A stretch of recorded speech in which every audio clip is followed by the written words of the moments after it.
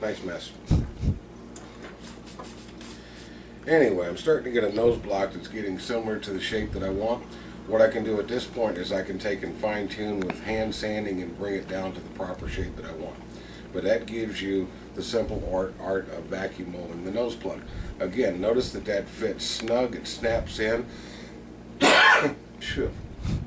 It snaps in. You don't have to worry about it falling out in flight. It goes back in the same place every time. And because of the shape that we're using here, there's actually a little bit of room for shims, and the nose block will still fit tight because it's got to be pulled out quite a bit before it actually releases here. Right? If you want the nose block to be tighter, and some of the ones I've made, I just about have to slide a screwdriver in to pop it off because I made the bump on the nose plug. It's too much of an angle. Right? This one is nice and snug, fits in, nothing to wear out. I got plastic on both parts here. Again, no balsa to get loose, wear out, swell up, shrink. Plastic, it sticks in every time. I could reach in and hollow out this nose block if I want. All that's left to do is sand it to final shape, put the PET button in, my music wire prop shaft and all that, and I'm ready to finish covering the plane.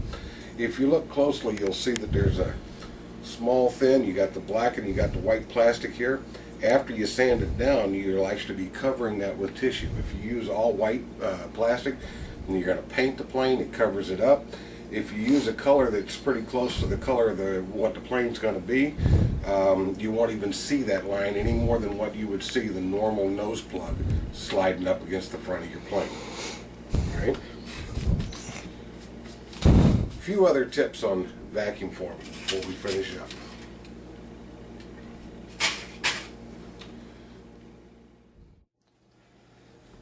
Here's the nose block, sanded to rough shape. Needs a little bit more sanding and finish, and it'll be time to cover with tissue. But take a look here at how snug the nose block fits. You actually have to work it out. All right. When it goes in, it actually snaps into place. All right, so that you don't have a loose, wobbly nose block of any type. It's snug fit, and when it goes in all the way. There is room for a little bit of shim if you wanted to do shim adjustments. I prefer to use some type of adjustable nose button. More often than not, I just glue the, I've got a little bit of down thrust actually made into the model here, but if I need more, I'll actually glue the PET button in at a little bit of an angle down or to the right until I get the right adjustment that I want for flight. The nose block again can be shimmed just at the field, for final adjustments. But I love the way the nose block actually fits in snugly. It's exact, even though I wasn't precise when I was sanding it or making it.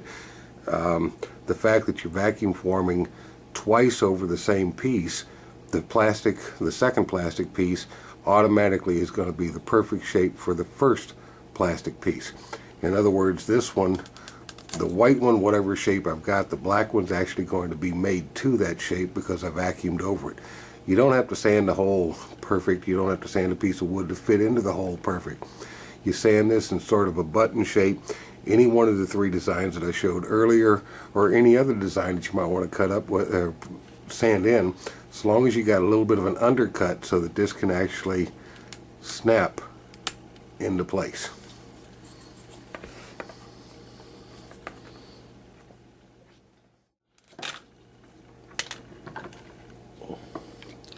Here's a view down inside of the nose block. Nice large hole for the rubber motor to pass through. Again, this hole through the plastic part back here, I would suggest that you don't make any square sharp corners there, because the plastic could tend to tear at that point. I like to sand it out with my Dremel and different attachments for depending on what size model I've got. I like the hole to be as big as possible, and if you look here, that is pretty much the same size as the hole would have been in this particular model had I not used the plastic one, if I had to use just a wooden plug to go in there. Just slightly smaller than what the wooden plug would have been, but still plenty of room for a fully wound up motor to go into. And again, I love this sound.